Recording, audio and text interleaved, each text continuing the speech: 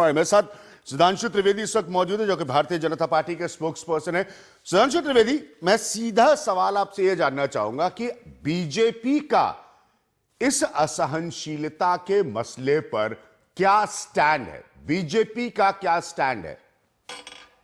देखिए, असहनशीलता पे हमारा मत बिल्कुल स्पष्ट है। क्या आज हमारी सरकार ने कहा कि हम इस विषय के ऊपर संसद में बहस करने को तैयार हैं।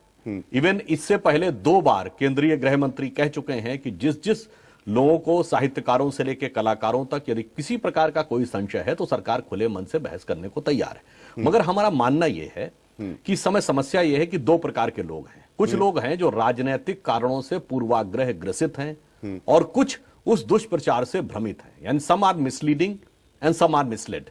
तो कई बार सही लोग भी अनजाने में उस दुष्प्रचार के शिकार हो जाते हैं और चले ये आते कौन लोग हैं जो दुष्प्रचार का शिकार हो रहे हैं? चलिए, आपने एक निशाना साधा कि पॉलिटिकल ऑपोजिशन जो है, विपक्ष जो है, वो आपको प्रश्न उठा रहा है, लेकिन ये दुष्प्रचार का शिकार कौन हो रहे हैं? क्या आमिर खान, क्या ए.आर. रहमान दुष्प्रचार का शिकार हो रहे हैं? ए.आर. रहमान पर जब ट्विटर पर अटैक होना शुरू होता है तो लोगों को यह पता भी नहीं कि वो जिक्र कर रहे हैं किसी मुंबई के इस्लामी संगठन का जिन्होंने उसके खिलाफ फतवा जारी किया था। लोग ये तक नहीं जानने का इंतजार करते। लोग कहने लगते हैं, अरे साहब, ये तो कॉमनवेल्थ खेलों में खराब संगीत देते हैं, ऑस्कर में ज्यादा अच्छा संगीत देते हैं। ये किस तरह की बहस इस मुल्क में होती जा रही है?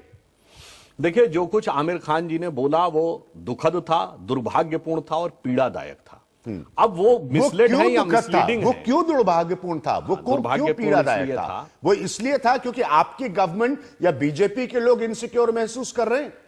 किसी को अपनी बात कहने की पूरी आजादी है। या आप साफ साफ कहिए कि वो आमिर खान ने जो शुरुआत में कहा, जिस पर वो कायम है, वो उस दुष्प्रचार का शिकार हो गए जो सबके आपके खिलाफ हो रहा है। देखिए अभिज्ञान जी, यदि आमिर खान को अपनी बात कहने की पूरी आजादी है तो सोशल मीडिया पे हर वो नागरिक जो अपने मन के भाव व्यक्त कर रहा था, उसको भी कहने की पूरी आजादी है। और रही बात इसकी कि देश में माहौल राजनीतिक दृष्टि से कैसा है, इस पे टीका टिप्पणी करने का अधिकार यदि फिल्म समीक्षक होकर, फिल्म कलाकार होकर आमिर खान जी को है, जैसे हम और आप हैं, तो हम लोग कोई फिल्मों के ज्ञाता नहीं हैं। हम फिल्म विशेषज्ञों की राय पढ़कर फिल्म के बारे में धारणा बनाते हैं। तो उसी प्रकार से मैं मानता हूं कि आमिर खान जी कोई राजनीतिक विषय के विशेषज्ञ नहीं है। तो कहीं ना कहीं उन्होंने सुनी सुनाई धारणाओं के आधार के ऊपर अपना विचार बना लिया जो यथार्थ से बिल्कुल परे था। मैं बहुत पुरानी बात नहीं, सिर्फ 2 छोटे उदाहरण देता हूं पिछले के कुछ वर्षों के। तो आप कह रहे हैं कि आमिर खान ने सुनी सुनाई बातों पर धारणा बनाई, इसलिए आपको दर्द है, इसलिए आपको पीड़ा है। बिल्कुल दर्द। अगर मैं ये पूछूं कि अगर उनको ये सोच है और वो अपनी आजादी से अपनी अभिव्यक्ति रख रहे हैं तो फिर क्या तकलीफ है? तो आप कहेंगे कि उन्होंने सुनी सुनाई धारणा से या दुष्प्रचार से अपनी धारणा बना ली। अरे आजादी है भाई, वो कह सकते हैं, क्यों नहीं कह सकते? भाई देखिए, अगर आप आजादी और तथ्य को इतने गलत परिप्रेक्ष्य में आदमी देखेगा तो प्रश्न उठेगा, क्योंकि आप एक सामान्य व्यक्ति नहीं है। आप बड़े बड़े संस्थानों के ब्रांड एम्बेसडर हैं, देश के सबसे लोकप्रिय सितारों में से एक हैं, तो जिम्मेदारी भी उतनी ही बड़ी है। मैं एक उदाहरण देके कहता हूं। केवल कुछ साल पहले, एक मिनट अभिज्ञान जी, सुधांशु जी, केवल कुछ साल पहले केरल में प्रोफेसर टी.एस. जोसेफ का हाथ कटता था इस आरोप में कि उन्होंने प्रोफेट मोहम्मद के बारे में कोई आपत्तिजनक प्रश्न पूछा। तब सहिष्णुता थी। और ए.आर. अनंत मूर्ति जो अपनी पुस्तक में लिखते हैं कि मूर्तियों पर पेशाब करना चाहिए, उन्हें पद्म भूषण मिलता था, वो सहिष्णुता थी। और मैं पुनः पूरी विनम्रता से कहता हूं, तस्लीमा नसरीन ने जो कहा वो तो अपनी जगह है। श्री आमिर खान ने फिल्म पीके में भगवान शंकर का जैसा मजाकिया और आपत्तिजनक चित्रण किया है, किसी दूसरे धर्म का करके दिखा दे तो अपने ही देश में क्या स्थिति उत्पन्न हो जाएगी। तो आप लोग, इसलिए मैं कह रहा हूं ना, आपको प्रॉब्लम आमिर खान से। आप क्यों जी नहीं कि वो दुष्प्रचार का शिकार है? आपने कहा कि उन्होंने पीके फिल्म में जो भी चित्रण किया उससे आपको समस्या है, तो उन्होंने तो पीके फिल्म बनाई, इस देश ने उस फिल्म को देखा, तो आप लोग फिर आप एक्सेप्ट करिए ना। मैं आपको असहनशीलता नहीं, एक मिनट, मैं आपको असहनशीलता पूरा कर लूं अभिज्ञान जी, सुधांशु त्रिवेदी जी, मैं वाक्य पूरा कर लूं। मेरा यह कहना था कि उस पीके फिल्म में भी यह दिखाकर आप देश की लोगों की आंखों के तारे बने हुए हैं, इससे बड़ा सहनशीलता का प्रमाण क्या है? यदि अभिव्यक्ति को नजर ना आए और देश क्या कहेंगे? वो पीके फिल्म देश ने देखी और देश ने उसको सफल बनाया, तो फिर देशवासियों से जाके पूछिए ना कि उन्होंने क्यों पीके फिल्म देखी। आपकी आपत्ति होने के बावजूद उस फिल्म को लोगों ने देखा, इसका मतलब लोग उस फिल्म को पसंद कर रहे थे। तो आपको पीके फिल्म बनाने से आपत्ति हो, आमिर खान के बयान से आपत्ति हो, वो आपकी समस्या। लोग तो देख रहे हैं, तो जनता सर्वोपरि या आपकी राय सर्वोपरि? अभिज्ञान जी, जनता की राय हर दृष्टि में सर्वोपरि है। तो यदि पीके फिल्म की प्रशंसा पर स्वीकार किया तो आज अपने वक्तव्य पर आलोचना भी स्वीकार करिए। ये बताइए, ये कैसे हो सकता है कि जब प्रशंसा मिली, यानी मीठा मीठा, तो वो एक व्यावसायिक तौर पर एक कमर्शियली सक्सेसफुल फिल्म थी। एक मिनट मैं और बड़ी मिसाल आपको देता हूं, ये बहुत बड़ी और गंभीर बहस। अब इसका एक इकोनॉमिक पहलू देखिए कि असहनशीलता का माहौल है, और स्नैपडील, जिस बात का मैं जिक्र कर रहा हूं, स्नैपडील सफाई दे रही है कि साहब हमारा आमिर खान जो भी कह रहे हैं वो उनका निजी विचार है, हम भारतीय सब अपनी अपनी भारतीयता को प्रूव करने की कोशिश कर रहे हैं।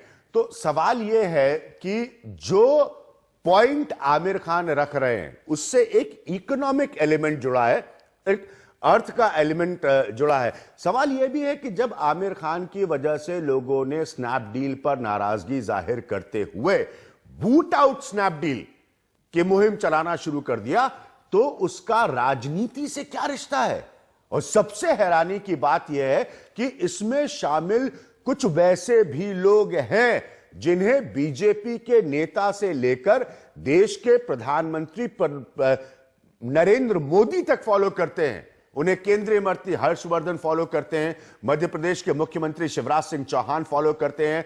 आप देख सकते हैं कि जो लोग स्नैपडील पर, और मैं आपको डिटेल्स दे रहा हूं लगातार, जो लोग स्नैपडील पर निशाना साधकर आमिर खान पर निशाना साध रहे हैं, उनको देश के प्राइम मिनिस्टर और बड़े बड़े लोग फॉलो कर रहे हैं। इसको एक्सप्लेन करिए सुधांशु जी, इसको एक्सप्लेन करिए कि मैं आपसे यह प्रश्न पूछता हूं कि स्नैपडील हो या किसी भी संस्थान के ब्रांड एम्बेसडर, मैं सिर्फ आमिर खान की बात नहीं कर रहा, कोई भी व्यक्ति बनता है तो किस कारण से बनता है? आर्थिक कारण से बनता है ना।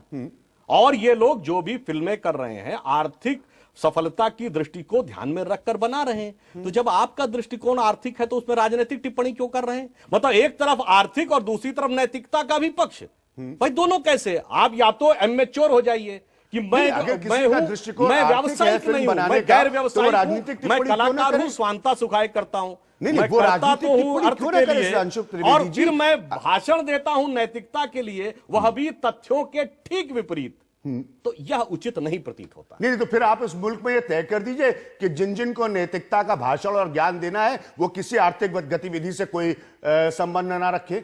नहीं, आप ये पॉइंट कह रहे हैं ना नहीं, आप कहिए कि कोई भी व्यक्ति जो पैसा कमाता हो किसी भी काम को कर वो राजनीतिक दृष्टिकोण न रखे, कोई व्यापारी नहीं रखे, कोई वकील नहीं रखे, कोई भी व्यक्ति नहीं रखे। अरे क्यों नहीं वो पॉलिटिकल व्यू रख सकता? नहीं भाई, अभिज्ञान जी, आप इस उदाहरण को थोड़ा गलत परिप्रेक्ष्य में समझ रहे हैं। जैसे आप कोई व्यावसायिक गतिविधि करते हैं तो उसमें लाभ भी हो सकता है और हानि भी हो सकती है, वैसे ही आप स्वतंत्र हैं राजनीतिक विचार रखने को। कभी प्रशंसा भी मिल सकती है, कभी आलोचना भी। ये मत सोचिए कि प्रशंसा ही मिलेगी, कभी गलत लोगों को लगेगा तो आलोचना भी मिलेगी। दोनों के लिए खुले मन से तैयार रहिए। और अंत में मैं एक वाक्य कहूंगा, आज आमिर खान जी ने अपने वक्तव्य में एक टैगोर की कविता कोट की है।